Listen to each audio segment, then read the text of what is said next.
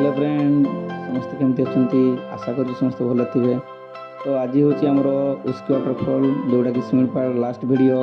तो आम प्रथम 3टा जगह देख सारी। प्रथम जोरंदा वाटरफॉल थी, सेकेंड बरीपाणी थी और थर्ड थी जोटा कि चहला जो जीवजंतु देखिलु। तो यहाँ आमर वाटरफॉल वीडियो जोटा कि लास्ट वीडियो सिमिलपाल।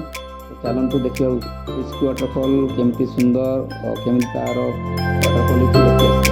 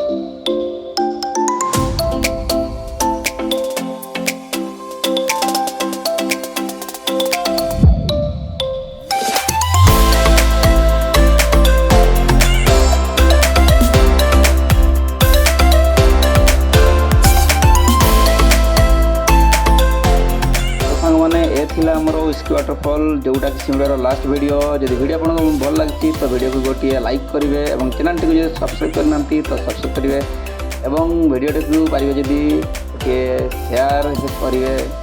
धन्यवाद।